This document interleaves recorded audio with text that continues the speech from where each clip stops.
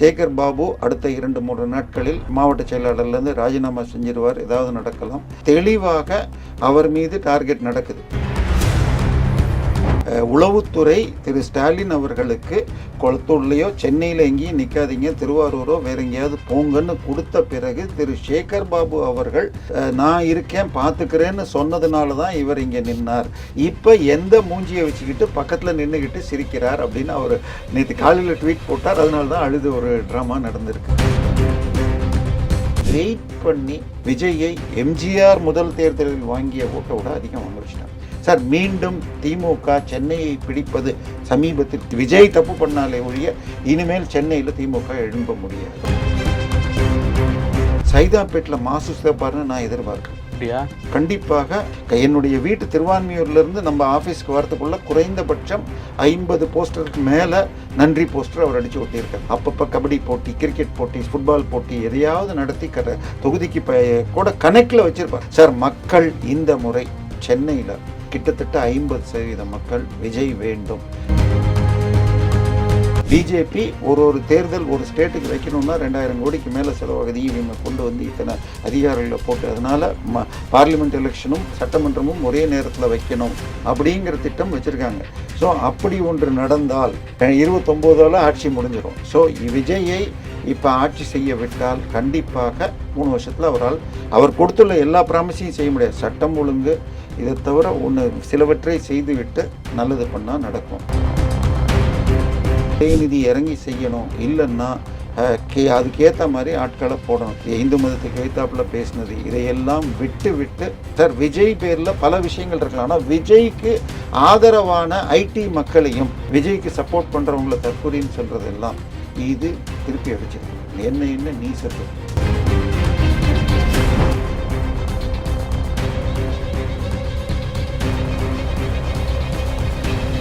Real one உறவுகளே, நடுநிலையோடு பொறுப்புடன் செய்திகளை வழங்கி பல லட்சக்கணக்கான மக்களின் நம்பிக்கையை பெற்ற நமது சேனலின் வளர்ச்சிக்கு உங்கள் ஆதரவு தேவை. இந்த ஊடக பயணம் தொடர்ந்து வலுப்பெற திரையில் தெரியும் QR கோட் ஸ்கேன் செய்தோ அல்லது டிஸ்கிரிப்ஷனில் உள்ள வங்கி விவரங்கள் மூலம் உங்களால் முடிந்த அளவு சப்போர்ட் செய்யுங்கள். உங்கள் ஒவ்வொரு ஆதரவும் நமது குரலை இன்னும் பல லட்சம் பேரிடம் கொண்டு செல்ல உதவும். ரியல் ஒன் நேயர்களுக்கு வணக்கம். இன்று நம்மளுடைய நேர்காணலுக்கு அரசியல் விமர்சகரான திரு தேவப்பிரியா அவர்கள் இணைஞ்சிருக்காங்க. சார் வணக்கம். வணக்கம்.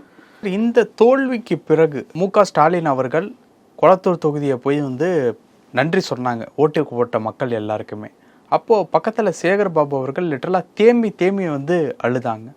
நார்மலாக ஒரு மூத்த பத்திரிகையாளர் சொன்ன ஒரு வார்த்தை, திமுக காரர்களை என்ன அவமானப்படுத்தினாலும் மறுபடியும் நம்ம வீட்டு வாசல் பக்கத்தில் தான் நிற்பார் அப்படின்னு சொல்லிட்டு ஒரு வார்த்தையில் குறிப்பிட்டாங்க.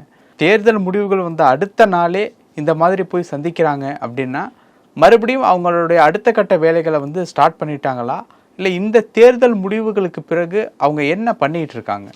இல்லை, நீங்கள் சொன்ன அந்த சேகர் பாபுவை டார்கெட் செய்து திமுகவில் பலர் அஃபிஷியலாக ஐடி ஹேண்டிலில் போட்டு பத்திரிகையில் பேட்டியுமே கொடுத்துட்டாங்க. எழும்பூர் தொகுதியின் முன்னாள் எம்எல்ஏ சீட்டு மறுக்கப்பட்ட திரு பரந்தாமன் தன்னுடைய அஃபிஷியல் ஐடியில் போட்டு உளவுத்துறை திரு ஸ்டாலின் அவர்களுக்கு கொளத்தூர்லையோ சென்னையில் எங்கேயும் நிற்காதீங்க, திருவாரூரோ வேற எங்கேயாவது போங்கன்னு கொடுத்த பிறகு திரு சேகர் பாபு அவர்கள் நான் இருக்கேன் பார்த்துக்கிறேன்னு சொன்னதுனால தான் இவர் இங்கே நின்னார். இப்போ எந்த மூஞ்சியை வச்சுக்கிட்டு பக்கத்தில் நின்றுக்கிட்டு சிரிக்கிறார் அப்படின்னு அவர் நேற்று காலையில் ட்வீட் போட்டார். அதனால தான் அழுது ஒரு ட்ராமா நடந்திருக்கு. ஏன்னா அழுகிறதுங்கிறது திமுகவில் ஆஸ்கர் விருது வாங்கிறதுக்கு ஒருத்தர் திருச்சியை சேர்ந்த ஒருத்தர் இருந்தார். ஸோ இப்போ அதுக்கு போட்டியாக இவர் போகிறார். சார் கொளத்தூரில் என்ன சார் நடந்துச்சு? ஒரு 3-4 மாதம் முன்னாடி கொளத்தூருக்கு ஸ்டாலின் சார் போகிறார். பக்கத்தில் இருக்கிற வியாசர்பாடியில் ஒரு நெருப்பு எரிஞ்சு பல குடிசைகள் அந்த நெருப்பே வைக்கப்பட்டு காலி பண்ணுறதுக்கு வைக்கப்பட்டதாங்கிற சந்தேகங்கள் வரும். பல நேரங்களில் அரசுக்கு தெரிஞ்சே கூட அப்படி நடக்கும். ஏன்னா மக்கள் காலி பண்ணலன்னு சொன்னால் பணம் கொடுத்தாலும் கேட்கலன்னா கொளுத்திட்டு காம்பன்சேஷன் கொடுத்து பண்ணுவாங்க. நம்ம மூர் மார்க்கெட்டே அப்படி தான் உருவானது. எங்கள் மூர் மார்க்கெட் இடத்துல பல கடைகள் முன்னாடி இருந்த இடத்துல இப்போ ரயில்வே காம்ப்ளெக்ஸ் வந்துருக்கு. ஸோ அப்படி இருக்க அதே நாளைக்கு கொளத்தூர் போகிறாரு. இவர் சினிமாவில் டான்ஸ் ஆடுற பொண்ணுங்களை வச்சுக்கிட்டு டான்ஸ் ஆடி இவருக்கு வரவேற்பு இருக்குன்னு ஷோ பண்ண. சார் ஸ்டாலினை பொறுத்த வரைக்கும் அவர் ஒரு 100% ஃபுல் டைம் பாலிட்டிஷியன் கிடையாது. ஆனால் கட்சிக்கான தன் முழு உழைப்பை கொடுக்குறவர் தான். பட் உடல்நிலையிலும் சில சிக்கல்கள் இருக்குன்னு பேச்சுக்கள் உண்டு. ஸோ அதை மீறி அந்த தொகுதிக்கு தன்னால் முடிஞ்சதை தேர்ந்தெடுத்து செஞ்சிருக்காரு பல்வேறு விஷயங்கள். பட் எல்லா மக்களுக்கு நீங்கள் பில்டிங் கட்டினீங்கன்னு வச்சுக்கோங்க, பல பில்டிங்கள் உதாரணமாக வண்ண மீன்கள் குளத்தூருக்கு ஃபேமஸ். அதுக்கு மார்க்கெட் கட்டியிருக்கிறதுல பாதி கடை இன்னைக்கு வரைக்கும் ஆள் வரல. அப்போ நான் வண்ண மீன்கள் மார்க்கெட் கொண்டு வந்தேன்னா பிரயோஜனம் இல்லை. ஹாஸ்பிட்டல் கட்டியிருக்காரு, ஆனால் தண்ணி நிற்கிதா இல்லையா? இன்றைக்கும் மழை பெஞ்சா குளத்தூரில் தண்ணி நிற்கிதா இல்லையா? அதுக்கு என்ன பண்ணீங்க? இது போல் பல்வேறு விஷயங்கள் இருக்குது சார். மக்கள் தோற்கடித்தது ஒரு பக்கம்னா, அதை விட வருத்தமான விஷயம் என்னன்னு சொன்னால், அவரை தோற்கடித்தவர் திரு வி.எஸ். பாபு. அவர் 2011 தேர்தலில் அவர் புரசவாக்கம் எம்எல்ஏவாக 2006 இருந்தவர். புரசவாக்கம் தொகுதி 2008 மறுசீரமைப்பில் மாற்றியமைக்கப்பட்டதில் குளத்தூராக மாறிடுச்சு. புரசவாக்கம் இப்போ கிடையாது. அப்போ ஸோ இவருடைய மேனேஜராக செயல்பட்டவர். அதன் பிறகு சேகர் பாபு இங்கே வந்த பிறகு அவர் ஒதுக்கப்பட்டு அவர் அதிமுகவில் போய் அங்கே சீட்டு கேட்டு அங்கு மறுக்கப்பட்ட நிலையில் நாள் ராத்திரி சேர்றார். மறுநாள் அவர் குளத்தூர் வேட்பாளர்னு அறிவிக்கப்பட்டு அவரிடம் தோற்றிருக்கார். இதே மாதிரி திருச்சியில் எடுத்துக்கிட்டிங்கன்னா திருவெரும்பூர் தொகுதியில் அன்பில் மகேஷுடைய வலதுகை அவரால் விலக்கப்பட்டவர் போய் அங்கே சீட்டு வாங்கி அவர் தோற்கடிச்சிருக்கார். ஸோ இப்படி எல்லாம் நடந்திருக்குங்கிறப்ப சார், சென்னையில் சைதாப்பேட்டில் மாசு சிறப்பார்னு நான் எதிர்பார்க்கல. அப்படியா? கண்டிப்பாக அவர் கனெக்ட். இன்னைக்கு நான் இப்போ என்னுடைய வீட்டு திருவான்மியூர்லேருந்து நம்ம ஆஃபீஸ்க்கு வரதுக்குள்ள குறைந்தபட்சம் 50 போஸ்டருக்கு மேலே நன்றி போஸ்டர் அவர் அடித்து ஒட்டியிருக்கார், தோற்றதுக்கு மேலேயும். ஸோ அதனால அவருடைய கனெக்ட் அப்பப்போ கபடி போட்டி, கிரிக்கெட் போட்டி, ஃபுட்பால் போட்டி எதையாவது நடத்தி தொகுதிக்கு கூட கனெக்டில் வச்சுருப்பார். அது நல்லது நடந்ததா, அதை தாண்டி அது தவிர பட்டாக்கள் வாங்கி தருதுன்னு ஏதோ சில ஏற்பாடுகள் பண்ணிட்டு இருந்தார். இதையெல்லாம் சார், மக்கள் இந்த முறை சென்னையில் கிட்டத்தட்ட 50% மக்கள் விஜய் வேண்டும். இன்னும் அதிக மக்களை சென்றடைய வேண்டுமா? இன்றைய டிஜிட்டல் உலகில் சரியான ப்ரமோஷன் தான் வெற்றியின் முதல் படி. தமிழகம் முழுவதும் பல லட்சக்கணக்கான பார்வையாளர்களை தினமும் சென்றடையும் ரியல் ஒன் யூடியூப் சேனல்களில் உங்கள் பிசினஸ் இனி எல்லோரும் அறியட்டும். குறைந்த செலவில் அதிக ரீச். உங்கள் பிராண்டுக்கு நம்பிக்கையும் வளர்ச்சியும் சேர்க்க இன்றைய எங்களை தொடர்பு கொள்ளுங்கள். 9280087164. திமுகவின் தலைமை வெறும் பொம்மை. கட்சிக்காரங்க செய்கிற கட்ட பஞ்சாயத்தை இவர் உடைக்கவில்லை சார். சென்னை பீச்சில் அந்த ஏர்ஃபோர்ஸ் நடத்தின மீட்டிங்கில் இது வெயிலில் தாழ முடியாமல் 4 பேர் அங்கேயே தண்ணி குடிக்கிறதுக்கு வழி இல்லாமல் ஆம்புலன்ஸ் வராமல் செத்தாங்க. மேலும் 400 பேர் ஹாஸ்பிட்டலில் சேர்த்தாங்க. அந்த 400 பேர் என்னாச்சுன்னு தெரியாது. ஒரு இருவருக்கு ஏதாவது ஆயிருக்க வேண்டாம். ஆனால் அதுக்கு ஒரு விசாரணை கமிட்டி போட்டார் சார். ஒரு IAS IPS அதிகாரியை இந்த ஏற்பாடு ஏன் பண்ணீங்க, என்ன ஏன் பஸ்ஸு போகாமல் தடுத்தீங்க, இதுக்கெல்லாம் ஒரு விசாரணை. இதில் கூட நம்ம IPL மேட்சில் பெங்களூரில் பண்ணதுக்கு போட்டு சில முக்கிய அதிகாரிகளே டிரான்ஸ்ஃபர் சஸ்பெண்ட் பண்ணாங்க. எதுவுமே பண்ணல. திரு ஸ்டாலின் அவர்களுடைய கன்வாயி AR ரஹ்மான் கன்சர்ட் அப்போ 28 நிமிஷம் ECRல மாட்டிக்கிச்சு. அதுலேயும் ஒரு ஆக்ஷனும் கிடையாது. ஸோ இவர் எடுப்பார் கைப்பிள்ளையாக அதிகாரிகளோட இருந்துட்டார். நமக்கு ஜெயலலிதா போல, MGR போல, MGR கட்சிக்காரன் தப்பு பண்ணால் தோட்டத்துக்கு கூட்டிகிட்டு பெல்ட் எடுத்து அடிப்பார் என்று ஒரு கதை உண்டு.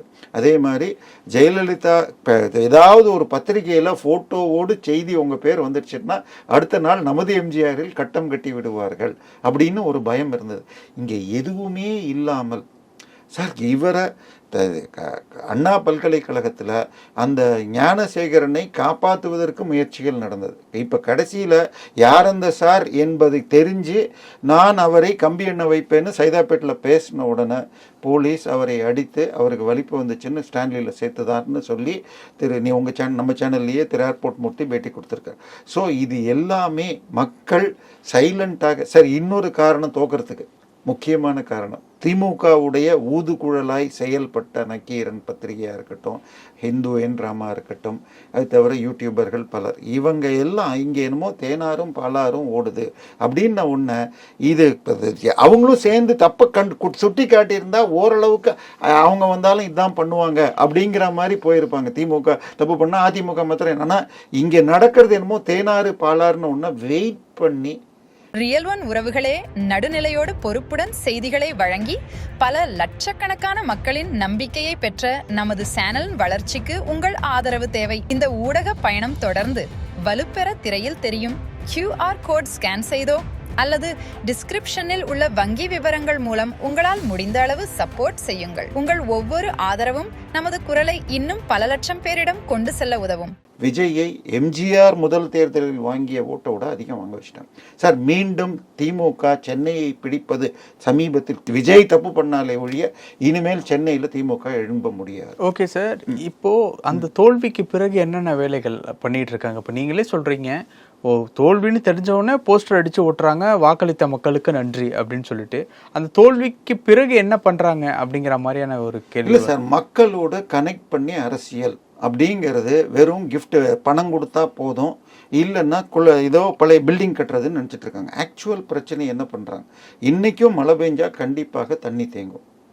அங்கங்கே வேலை செஞ்சுருக்காங்க. ஆனால் இங்கேருந்து அடுத்த தெருவுக்கிட்ட வரைக்கும் போகும், அங்கேருந்து பம்ப் செட்டை வச்சு அடுத்த தெருவுக்கு கொண்டு போவாங்க, அங்கேருந்து இன்னொரு அந்த லிங்கை ஏன் போடல? இதையெல்லாம் எப்போ செய்ய போகிறாங்க சார்? மக்கள் ரொம்ப தெளிவானவர்கள்.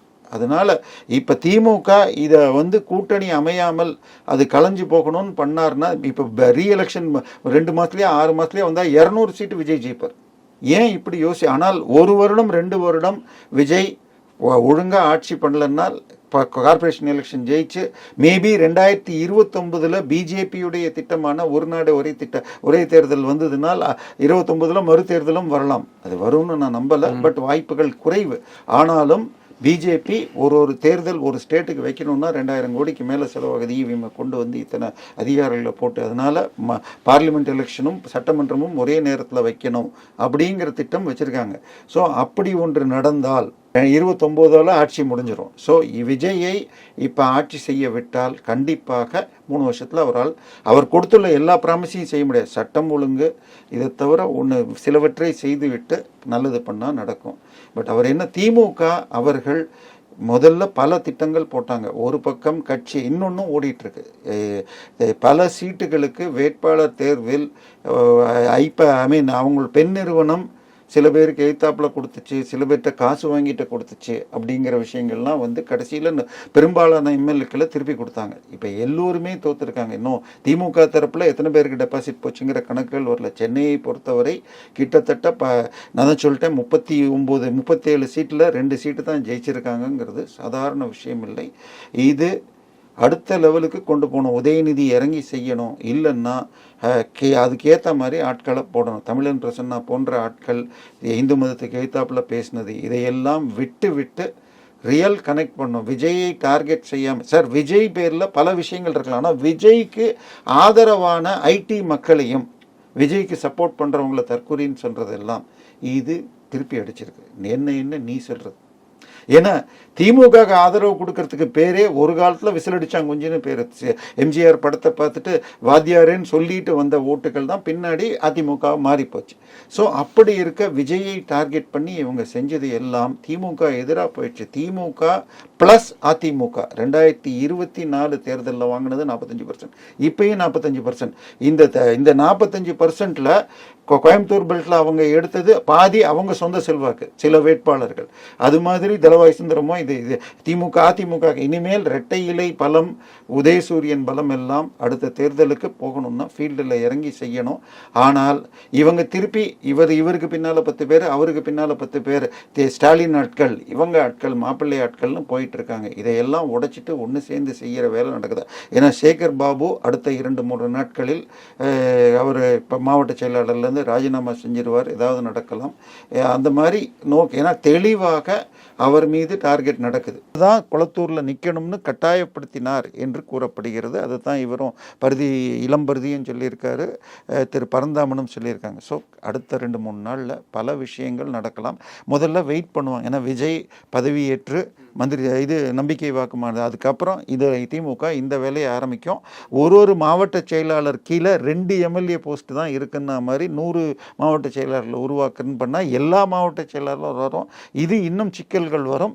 விஜயும் திமுகலேருந்து வரவங்கள சேர்த்துக்கலாம். பல விஷயங்கள் பேசியிருக்கோம். நன்றி சார். இன்னும் அதிக மக்களை சென்றடைய வேண்டுமா? இன்றைய டிஜிட்டல் உலகில் சரியான ப்ரமோஷன் தான் வெற்றியின் முதல் படி. தமிழகம் முழுவதும் பல லட்சக்கணக்கான பார்வையாளர்களை தினமும் சென்றடையும் ரியல் ஒன் யூடியூப் சேனல்களில் உங்கள் பிசினஸ் இனி எல்லோரும் அறியட்டும். குறைந்த செலவில் அதிக ரீச். உங்கள் பிராண்டுக்கு நம்பிக்கையும் வளர்ச்சியும் சேர்க்க இன்றே எங்களை தொடர்பு கொள்ளுங்கள். 928 00 87164.